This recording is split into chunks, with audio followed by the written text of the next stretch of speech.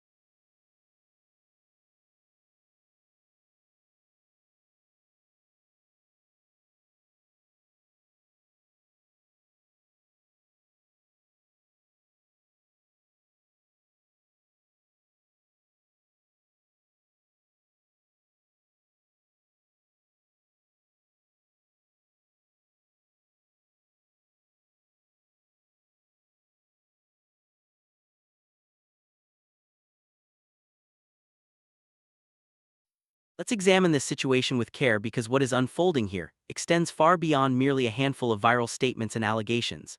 This concerns a powerful empire that is currently facing intense scrutiny, a significant federal case that is approaching, and insiders who are at last stepping forward to discuss matters that were never supposed to reach the public domain.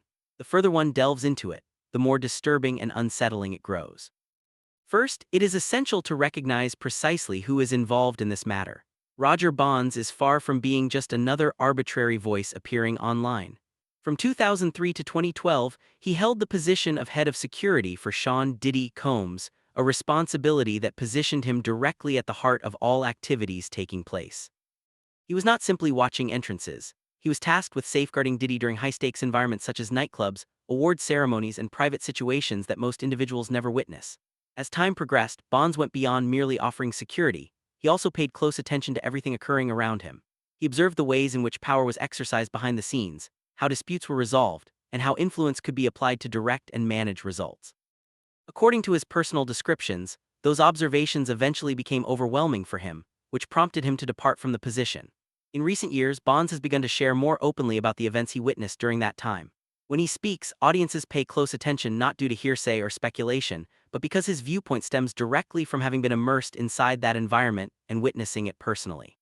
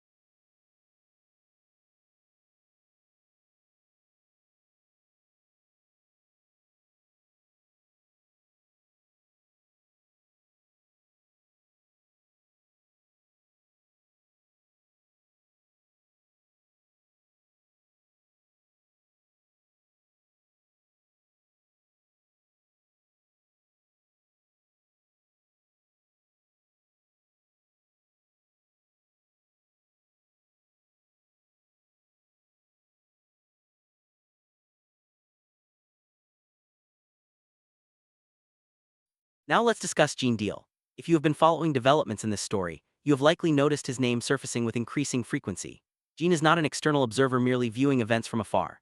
He was present right at the center during the ascent of Bad Boy Records, at the time when Sean Diddy Combs was developing the careers of major figures such as the notorious B.I.G. and Mace, artists who contributed significantly to defining an entire period of hip-hop music.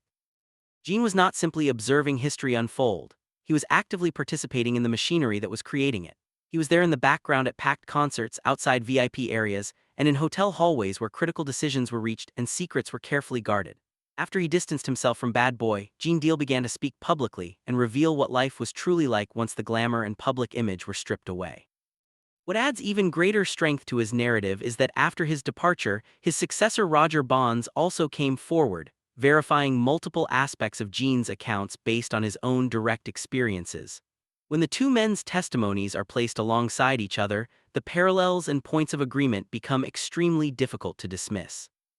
This does not simply lend greater credibility to Gene's statements. It reinforces the notion that there is likely far more substance behind his story than many people initially assumed.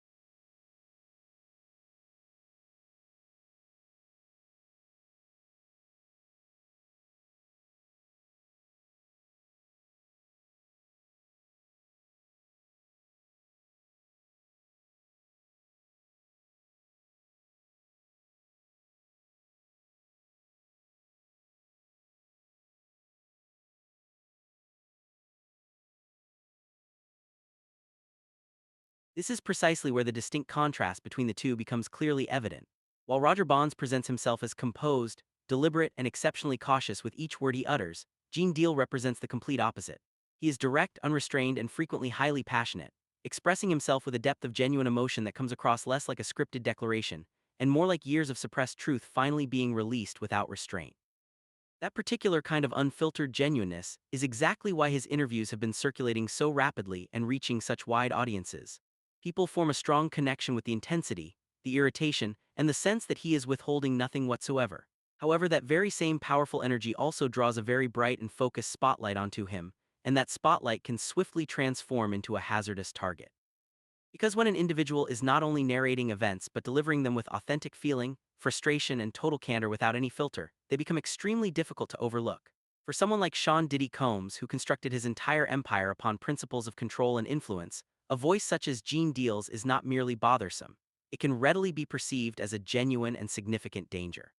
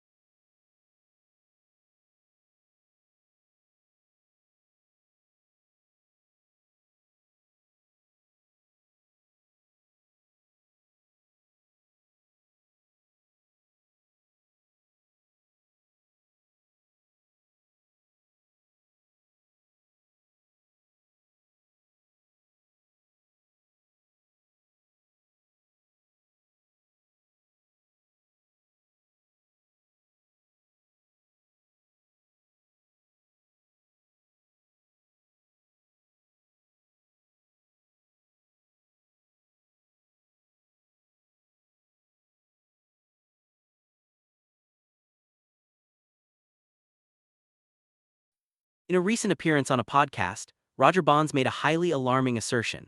He claimed that Sean Diddy Combs had once personally directed him and other members of the team to physically target Gene Deal and another bad boy insider named Mark Curry. According to Bonds, these instructions were not merely hearsay or indirect reports. They were explicit orders that he himself had received. He stated that he decided against fully executing them.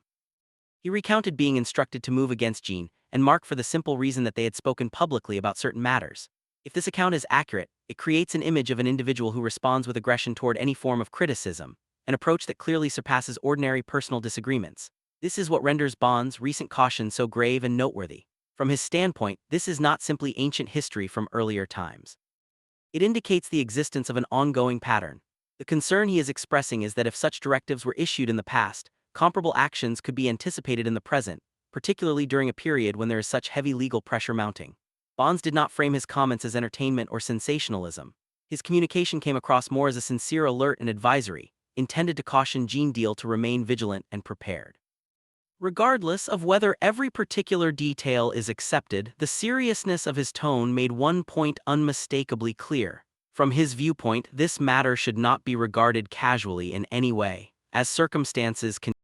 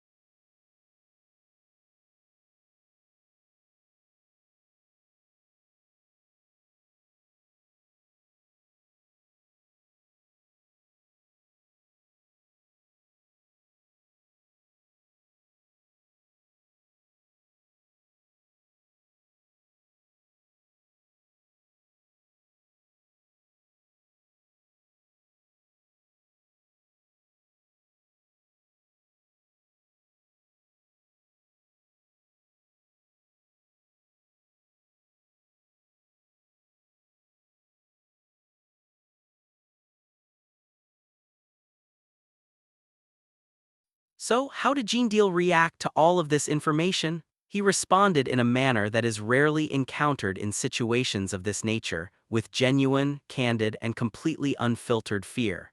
In a recent interview, Gene openly acknowledged that he now feels the requirement for protection. He stated that the threats directed at him are substantial, that he believes individuals may already be taking steps against him, and that he no longer feels secure unless he remains constantly observant of his surroundings and stays highly alert. Consider that reality for a moment. This is a person who once dedicated years to protecting Sean Diddy Combs, one of the most influential personalities in the entire music industry, and now he is the one declaring that he may require security measures simply to ensure his own safety. That total reversal speaks volumes on its own. It clearly demonstrates just how severe and unsettling the circumstances have grown from Gene Deal's perspective.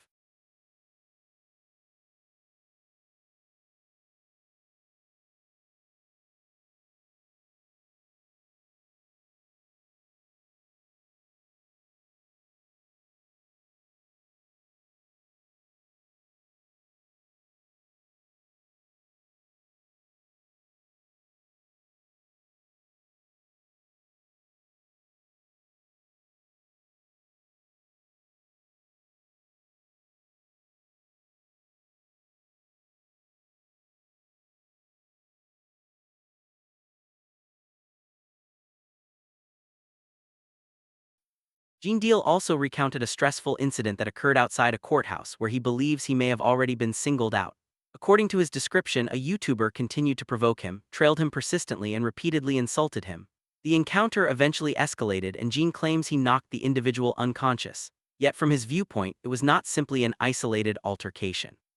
He interpreted it as part of a larger scheme, an effort to lure him, test his patience, and destabilize him while he is already dealing with considerable strain. Whether that particular interpretation is entirely correct or not, the underlying fear evident in his statements is entirely comprehensible. When a person already senses that they are being monitored or has received warnings that influential figures might be pursuing them, even routine daily interactions can begin to appear as genuine dangers. Just talking all that shit, Gene paid his dues. Because I came here and talked about the character of this dude who wanted me dead. I been knew that. He ain't saying nothing I didn't know. Y'all can find somebody else to play with. That goes to show you what kind of dude this is. Instead of coming to the table to save Big and Tupac, he said, this is the kind of character that y'all out here saying, that y'all standing up for. People are still alive. Eric B., Big D, Suge Knight. They was going to squash this East Coast, West Coast before Pac, before Big was dead. He wouldn't even send a representative to the table. Not a table that he ate off of. The table that he got his millions from is having his ass for dessert.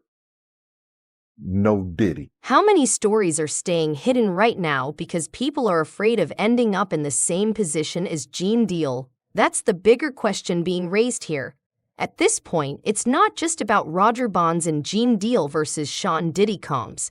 It's become a wider conversation about accountability, about whether powerful figures in the music industry can continue operating without facing scrutiny, and whether fear keeps people silent, or whether more voices will eventually step forward despite the risks. Because from this perspective, what's unfolding looks like the slow collapse of an empire. Each new claim, each interview, and each viral clip adds another layer to a story that feels far from finished. Yet with every new viral excerpt that emerges, the overall tension continues to intensify and amplify. That increased visibility has now become a double-edged sword for Gene Deal. It provides him with a degree of public exposure that can offer him some measure of protection in certain respects, but simultaneously it positions him directly within the path of potential harm. At present, he finds himself navigating a challenging equilibrium in which the additional attention can either contribute to his safety or render him even more exposed and susceptible. How many additional stories remain concealed at this moment simply because individuals are fearful of finding themselves in the same perilous position as Gene Deal? This has emerged as the larger and more significant question being raised in this context. At this stage, the situation is no longer limited to Roger Bonds and Gene Deal opposing Sean Diddy Combs. It has evolved into a much broader discussion concerning accountability, concerning whether influential personalities within the music industry can continue to function without meaningful examination, and whether fear will persist in silencing people, or whether additional voices will ultimately emerge despite the dangers involved. Because from this perspective, what is taking place resembles the gradual disintegration of a once dominant empire. Each fresh allegation, each new interview, and each widely shared clip contributes another dimension to a narrative that still appears very far from reaching any form of conclusion.